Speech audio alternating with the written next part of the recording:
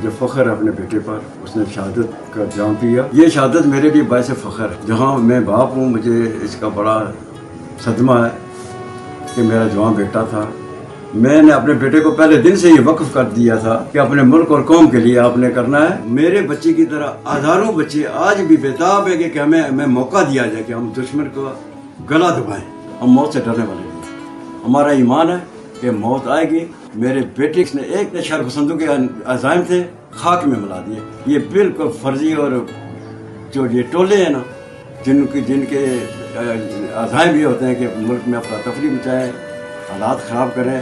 اللہ کے فضل سے سینکڑوں جہاں جو ہے نا ملک کی حفاظت کے لیے موجود ہے. انہوں نے جو AJK کی پیسفل جو انوائرمنٹ ہے اس کو خراب کرنے کی کوشش کی. ہمارے بڑے قیمتی افسر سے جام شہادت نوش کیا ہے. کسی صورت کسی کو سپیئر نہیں کیا جائے گا. ہم اس انویسٹیگیشن کو، ان سارے پہلوؤں کو دیکھ رہے ہیں. جس طرح سے ہمارے جوانوں نے، ہمارے افسروں نے وہاں سے اس زخمی کو وہاں سے شفٹ کیا. وہاں پہ لوگوں نے روڈ بلاک کیے ہوئے تھے، راستے بلاک کیے ہوئے تھے. اس فائرنگ اور اس پتھراؤ کے درمیان میں سے ہمارے جوانوں نے، ہمارے افسران نے اس سب انسپیکٹر کو، عدنان شہید کو، وہاں سے اس کو بڑی مشکل سے وہاں سے ریسکیو کر کے وہاں سے نکالا.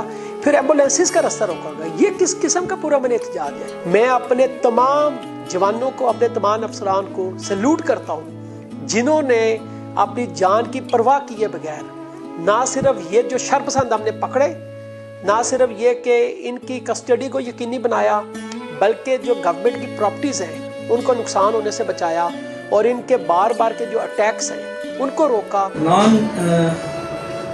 فاروق قریشی جس وقت ان کو فائر لگا ہے تو اس وقت ایک تو ان کے چہرے پہ مسکراہٹ تھی اور خون جو ہے وہ اس پہ فوارے نکل رہے تھے اور وہ بالکل مسکرا رہا تھا اور اس کے منہ سے اللہ اکبر اور کلمہ طیبہ کا ورد جاری تھا اور وہ ورد تب تک جاری رہا جب تک وہ بیہوش نہیں ہوا یا اس کی سانسیں نہیں ہوئی. وہاں جو فائرنگ ہوئی اس سے بالکل یہ یہاں ہوتا ہے کہ ان لوگوں کا مقصد وہ اسٹرائک نہیں تھا، وہ مقاصد حاصل کرنے نہیں تھے، جبکہ انہوں نے اس آزاد کشمیر کا امن تباہ کرنا تھا.